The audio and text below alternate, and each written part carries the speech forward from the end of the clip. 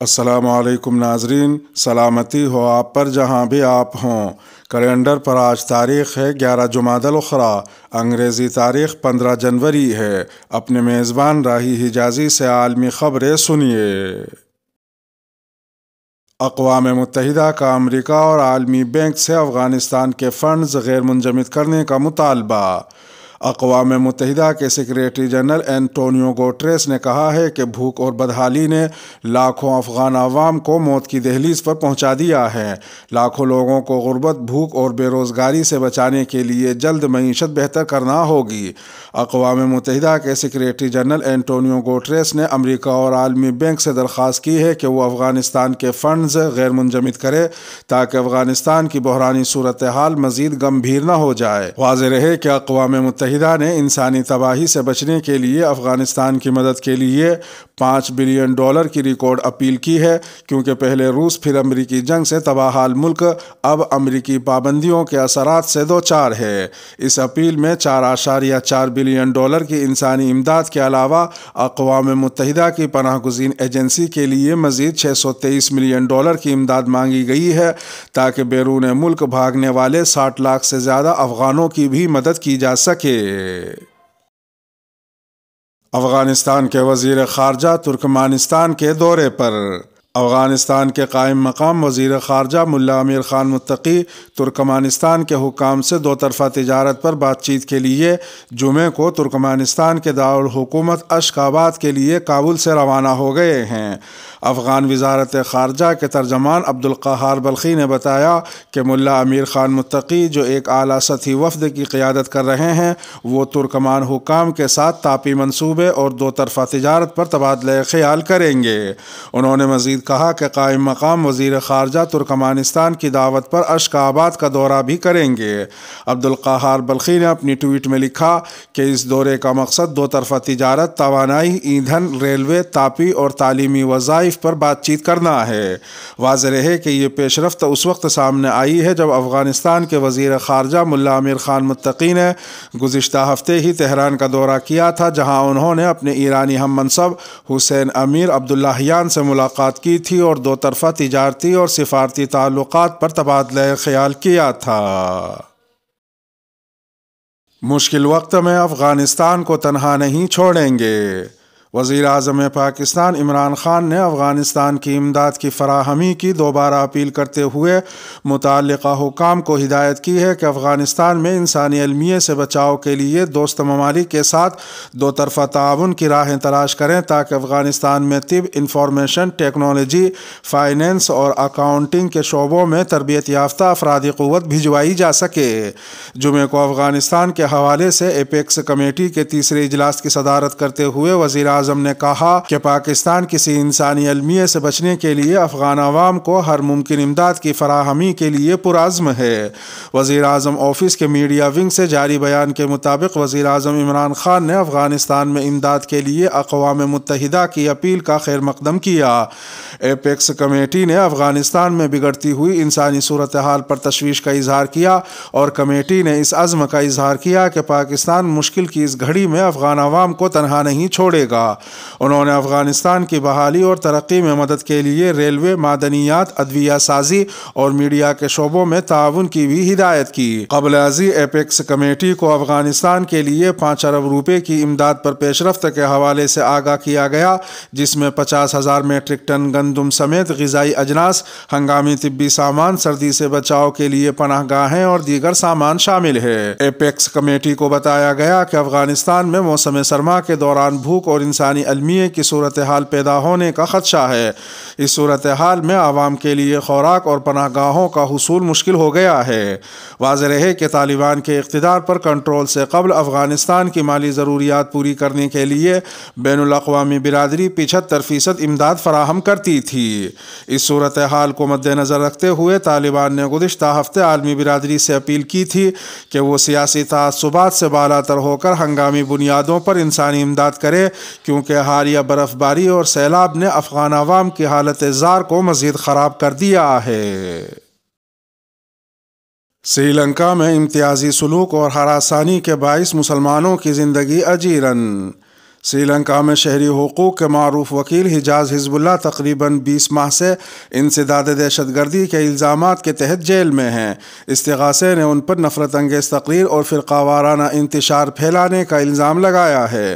حزب اللہ کا تعلق اقلیتی مسلم برادری سے ہے۔ ان کی اہلیہ نے BBC سے بات کرتے ہوئے کہا کہ وہ کھلے عام مسلمانوں کے حقوق اور اقلیتوں کے حقوق کے دفاع میں بہت سرگرم تھے۔ انہوں نے کہا کہ ان کے شوہر کے خلاف الزامات ہر اس شخص کے لیے ایک پیغام تھا جو نسل پرستی اور امتیازی سلوک کے خلاف بولنا چاہتا ہے۔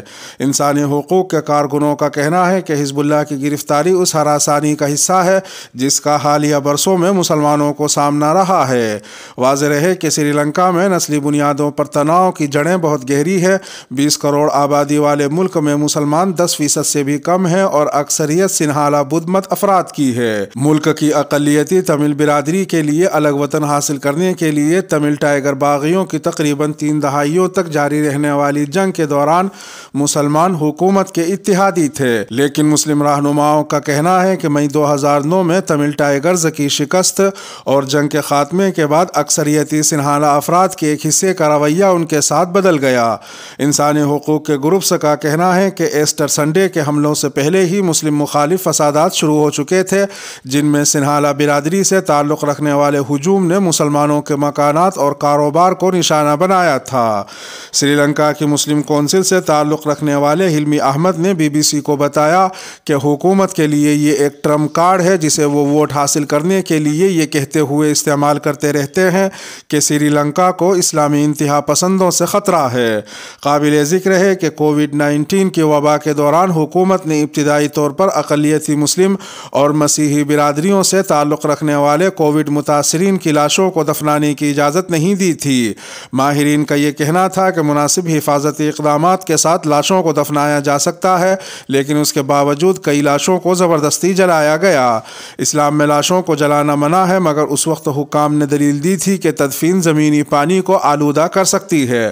اقلیتوں اور انسانی حقوق کے گروپس کے احتجاج کے بعد حکومت نے بالآخر مشرقی سری لنکا میں کووڈ کے متاثرین کی تدفین کے لیے ایک جگہ مختص کر دی تھی۔ اسی طرح حکومت نے گزشتہ سال قومی سلامتی کے خدشات کا حوالہ دیتے ہوئے برقع پہننے اور چہرے کو ڈھانپنے پر پابندی لگانے کی تجویز بھی پیش کی تھی۔ ایک وزیر کا کہنا تھا کہ برقع مذہبی انتہا پسندی کی علامت ہے جو حال ہی میں سامنے آئی ہے۔ اس کے علاوہ 1000 سے زائد مدرسوں کو بند کرنے کے منصوبے کا اعلان کیا گیا تھا، جن کے بارے میں حکومت کا کہنا تھا کہ وہ قومی تعلیمی پالیسی کی خلاف ورزی کر رہے ہیں۔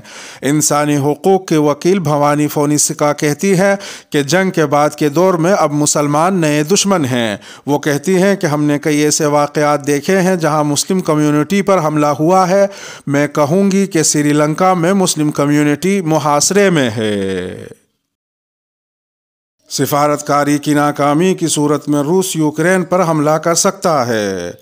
وائٹ ہاؤس نے جمعے کے روز تشویش کا اظہار کیا ہے کہ روس یوکرین کو فتح کرنے کے بہانے ڈھونڈ رہا ہے، اور اگر سفارتکاری کے ذریعے وہ اپنے مقاصد حاصل کرنے میں کامیاب نہ ہوا تو روس حملہ کرنے میں دیر نہیں لگائے گا۔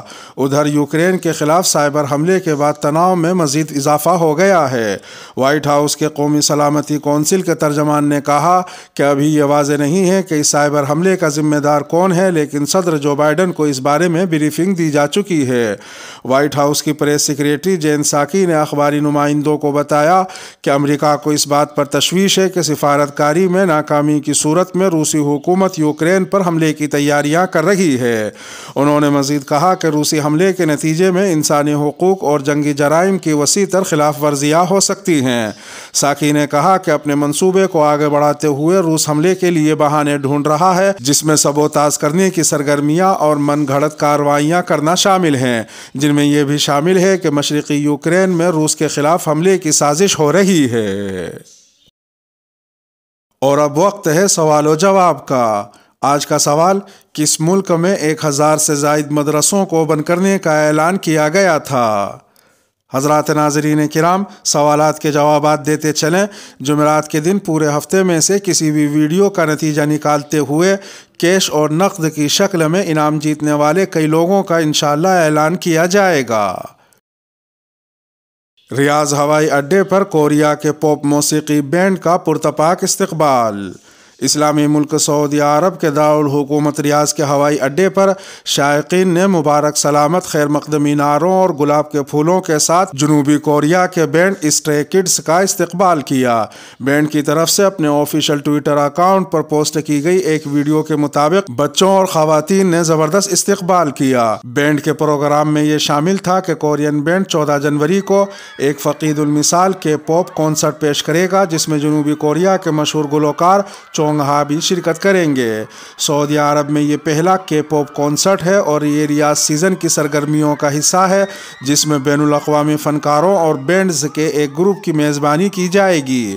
پروگرام کے منتظمین کو توقع ہے کہ سعودی عرب کے دارالحکومت ریاض میں ہونے والے اس کانسرٹ میں سامعین کی ایک بڑی تعداد شرکت کرے گی۔ واضح رہے کہ سعودی عرب اور خلیجی ملکوں کے اندر موسیقی اور ناچ گانوں کو ان دنوں توحید و شرک سے پاک رکھتے ہوئے حلال کیا جا رہا ہے۔ اس کے ساتھ ہی خبروں کا اختتام ہوا۔ ویڈیو کو آخر تک ملاحظہ فرمانے پر شکریہ۔ ملتے ہیں شام 8 بجے انڈیا کی خبروں والی اگلی ویڈیو میں، اور اگر آپ 8 بجے کے بعد یہ ویڈیو دیکھ رہے ہوں تو وہ ویڈیو آپ کی اسکرین پر نمودار ہو رہی ہوگی۔ تھم نیل پر ٹچ کر آج کی انڈیا کی خبریں بھی سن سکتے ہیں۔ اپنے میزبان راہی حجازی کو اب دیجیے اجازت۔ سلامتی ہو آپ پر جہاں بھی آپ ہوں۔